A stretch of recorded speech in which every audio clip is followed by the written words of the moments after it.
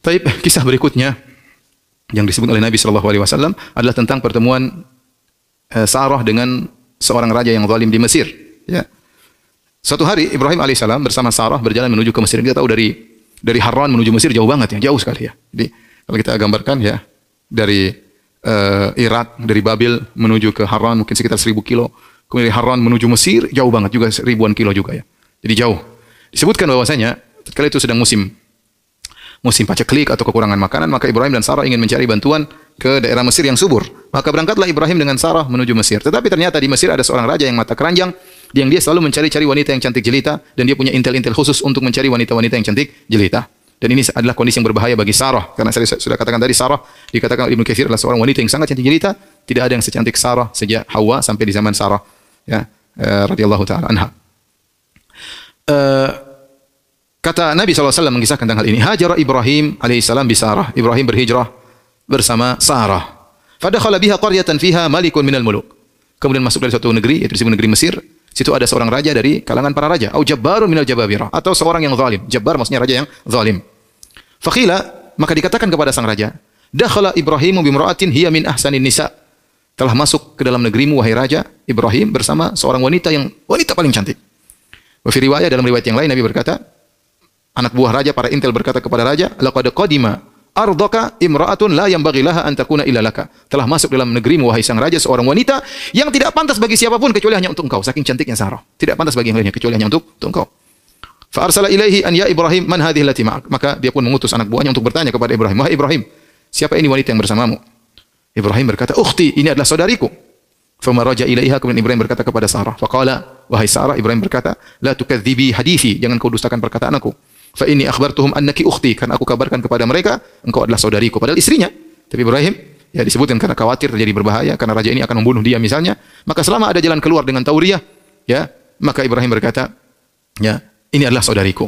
Ini adalah saudariku. Kemudian Ibrahim menjelaskan dalilnya. Wallahi in 'alal ardi mu'minun ghairi wa ghairuki. Wahai Sarah, demi Allah tidak ada di atas muka bumi ini yang beriman kecuali aku dengan engkau. Artinya di Mesir tersebut yang beriman cuma dia dengan Sarah.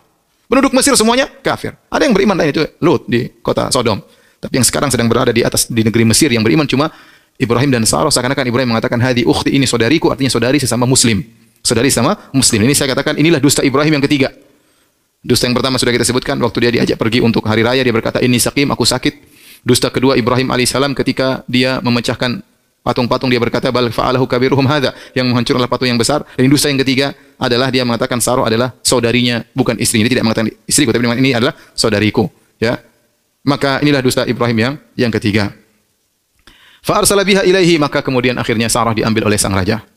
Faqama Ibrahim alaihissalam ila salat, maka Ibrahim pun salat. Ibrahim salat. Itulah, ya, para wali-wali Allah, orang-orang saleh ada masalah mereka langsung salat. Faqama ilaiha, maka akhirnya raja pun segera bangkit menuju kepada Sarah. Ya. Dalam riwayat yang lain, falamma dakhalat alaihi lam yatamalak an basata yadahu ilaiha.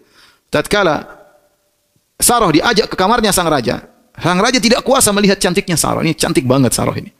Maka dia pun segera menjulurkan tangannya ingin memeluk Sarah. Ya. Disebutkan sebelum raja ketemu Sarah, faqamat tawaddau wa tusalli, maka Sarah pun berwudu dan salat. Hadis riwayat Bukhari, ya, Bukhari dan Muslim. Maka Sarah pun berwudu dan kemudian pun salat. Sama, Ibrahim salat, istrinya salat. Subhanallah. Faqalat, kemudian dalam doanya dia berkata, Allahumma in kuntu amantu bika wa bi rasulik. Ya Allah, aku beriman kepada engkau dan beriman kepada Rasulmu yaitu Ibrahim. Wa ahsantu farji, dan aku menjaga kemaluanku. Illa ala zauji, kecuali hanya kepada suamiku. Fala tusallit alayyal kafir, jangan sampai orang kafir ini menguasaiku. Faghutta hatta raqida bi rajlihi, ya. Wa fi riwayah faqbidat yaduhu qabdatan syadidatan. Maka tiba-tiba sang raja itu datang ingin memeluk Sarah, tiba-tiba tangannya terbelenggu. Tidak bisa bergerak sama sekali. Bahkan dalam riwayat disebutkan faghutta hatta raqada rijlaihi, sampai kemudian dia seakan-akan tercekik, seperti suara keluar orang yang sedang ngorok, gitu, seperti itu, saking tercekik.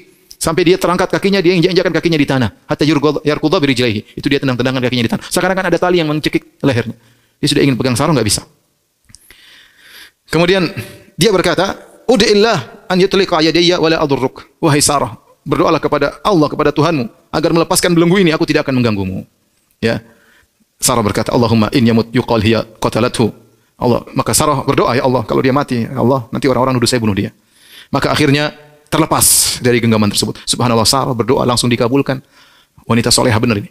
Begitu berdoa lagi, dikabulkan lagi. Tadi terbelenggu, dilepaskan lagi. Begitu raja tersebut terlepas kedua tangannya, Dia tidak kuasa lagi melihat Sarah ini cantik banget, maka dia maju lagi. Subhanallah, saking tidak kuat ya, sudah hilang kesadarannya karena melihat wanita sangat cantik jelita.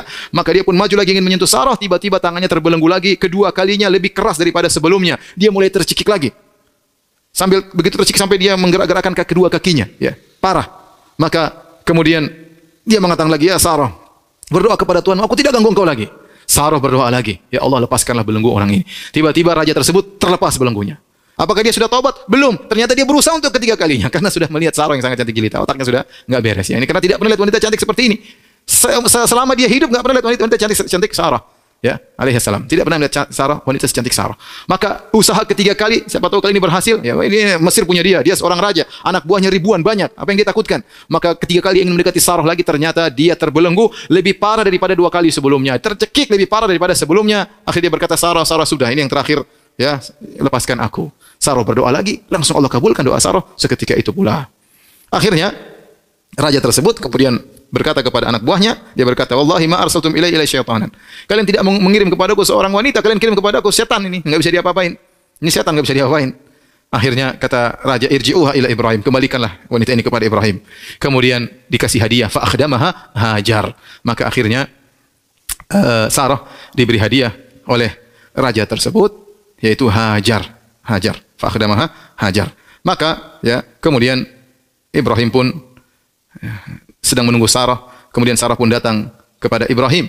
Kemudian Sarah berkata, "Asy'arta anna Allah kabatal kafir wa akhdama walidah?" Tidakkah kau lihat, ya Allah telah membisukan sang kafir, sang raja kafir, dan Allah berikan kepadaku ya pembantu, yaitu Hajar, hadiah. Ya, raja tersebut menghormati Sarah. Siapa Hajar? Hajar adalah seorang wanita dari Mesir. Ya, imra'atun Misriyah, wanita dari Mesir.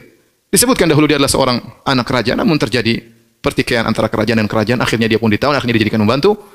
Maka yang diberikan oleh raja kepada Sarah bukan membantu sembarangan, tapi membantu yang dahulu adalah anak seorang raja, yaitu Hajar. Kemudian akhirnya pergilah Ibrahim, Sarah dan Hajar menuju ke Palestina, dan mereka pun tinggal di Palestina. Ya. Ada beberapa ya faedah dari kisah ini, yaitu bahwasanya ya ternyata syariat salat sudah ada sejak nabi-nabi terdahulu. Ya. Para nabi-nabi juga salat. Ya, Ibrahim salat, Sarah juga salat.